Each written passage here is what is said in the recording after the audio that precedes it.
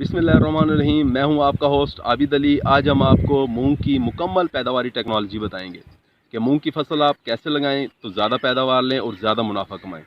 Video को आखिर तक देखिएगा, आपको आपके तमाम सवालात के जवाब इस एक वीडियो में मिल जाएंगे। सबसे पहले कि मूंग की फसल किस तरह की ज़मीनों पर लगाई जाए। मूंग की फसल आपाश नहरी इलाकों में काश्त की जा सकती है, बारानी इलाकों में ये पहले से काश्त की जा रही है। रेतली ज़मीन, रेतली महरा ज़मीन और भारी महरा ज़मीन, तमाम ज़मीनों पे मूंग की फसल काश्त की जा सकती है।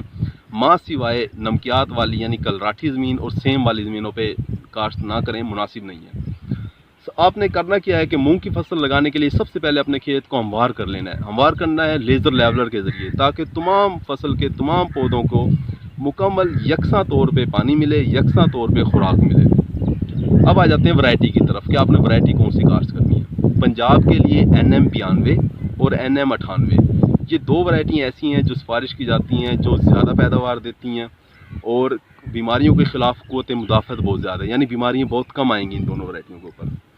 इसके बाद अगर हम शुमाली इलाके की बात करें यानी KPK की बात करें तो उसमें भी NM 92 और चकवाल 97, ये जो वैरायटी है ये बहुत ज़बरदस्त है, बहुत अच्छी पैदावार देती है और क़ुव्वत मुदाफ़त भी रखती है। ये शरह बीज के ऊपर आ जाएं, अगर तो छोटे बीज वाली वैरायटी है तो आप 8 किलोग्राम फ़ी एकड़ बीज इस्तेमाल करोगे।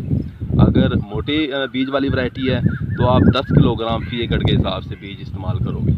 अब आ जाते हैं तरीके काश्त पे कि आपने इस मूंग की फसल को काश्त किस तरीके से करना है। अगर आप कतारों में काश्त करना चाह रहे हैं, पोर वाले तरीके से, कैरा वाले तरीके से, तो आपने जो है वो कतारों का जो दरमियानी फासला है वो 1 फुट रखना है और पौधों का जो दरमियानी फासला है वो 4 इंच रखना है। इसी तरह से अगर आप जो दूसरा तरीका है जो आम तौर पे ज़मींदार कर रहे होते हैं, वो छठे तरीके के ज़रिए जो है वो मूंग की फसल को काश्त करते हैं। ये मेरे पीछे जो आप खेत देख रहे हैं ये भी छठे वाले तरीके से काश्त किया हुआ है। इसमें आपने एक एहतियात ये करनी है कि छठे वाले तरीके के ज़रिए काश्त जब आप करो तो आप 2 किलोग्राम बीज जो है वो ज़्यादा इस्तेमाल करो। आगे हम आ जाते हैं कि अब मूंग की फसल को खादों की कितनी ज़रूरत होती है। इसके लिए कोई ज़्यादा खादों की ज़रूरत नहीं होती। ये एक ऐसी फसल है, एक ऐसा पौधा है जो हवा में से नाइट्रोजन को इस्तेमाल करता है, अपने फ़ायदे के लिए इस्तेमाल करता है, यानी इसे यूरिया की बहुत कम ज़रूरत होती है। लेकिन जब पौधा छोटा हो, जो ये स्टेज मैं देख रहा हूँ, जो इस स्टेज के ऊपर अगर पौधा है तो आपने जो पहला पानी लगाना है इसके साथ आप थोड़ी सी यूरिया दे दें, ठीक है, यानी आधा बोरी आप यूरिया दे दें तो आपकी फसल ठीक है। लेकिन होता ये है कि आमतौर पे हम जो रिकमेंड करते हैं, जो सिफारिश करते हैं ज़मींदारों को, जो ना कहते हैं, वो ये कहते हैं कि आप 1 बोरी DAP ज़मीन तैयार करते वक्त डाल दें, मूंग की फसल के लिए काफ़ी है। तो इससे जो है ना आपकी ना खुराक जो है मूंग की फसल की जो खुराक है वो पूरी हो जाएगी। अब आ जाते हैं इससे आबपाशी के लिए कि इससे आबपाशी कितनी ज़रूरत, पानी की कितनी ज़रूरत होती है। मूंग की फसल में 3 पानी लाजमी लगाए जाते हैं। जो पहला पानी है वो आपने लगाना है 15 से 20 दिन के बाद। दूसरा पानी जो आप लगाओगे वो आप लगाओगे जब फसल फूल उठा रही होगी, और तीसरा पानी आपने लगाना है जब फसल की जो है ना वो फलियों के अंदर जब दाना बन रहा होगा। ये 3 पानी आप लगाओगे।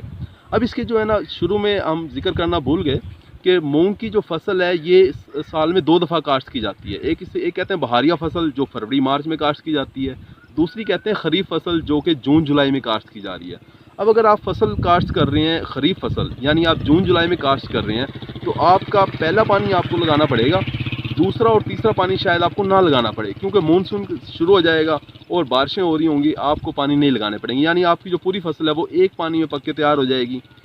खाद आपको सिर्फ 1 बोरी देनी पड़ेगी, बहुत ही कम खर्चा है। ज़मींदार भाई जो है वो मूंग की फसल लगा के, क्योंकि अब कपास का तो टाइम है नहीं, जून का महीना शुरू हो गया, अब आप मूंग की फसल लगा के अच्छा जो है ना मुनाफा कमा सकते हैं। अब आगे आ जाते हैं कि इसकी हार्वेस्टिंग यानी इसकी बर्दाश्त कैसे होगी, फसल की कटाई कैसे करनी है। जब आप देखो कि आपकी फसल में 80 से 90% फलियाँ जो हैं वो पक गई हैं, तो आपने क्या करना है, तमाम पौधों को काट लेना है, पूरी फसल को काट लेना है और छोटी छोटी ढेरियाँ बना के खेत में ही रखे रहने दें। 2 से 3 दिन तक रखा रहने दें। जब ये आपके तमाम पौधे जो हैं आप देखें कि खुश्क हो गए हैं, उसके बाद थ्रेशर से जो है ना वो दाने निकाल लें, और दाने निकालने के बाद भी आपने 2 से 3 दिन धूप लगवानी है ताकि जो है ना ये इनकी जो खुश्क हो जाएँ दाने, उसके बाद आप इसे स्टोर में अपना स्टोर कर लें। बहुत शुक्रिया वीडियो देखने का, अपना ख्याल रखिएगा। अल्लाह हाफ़िज़।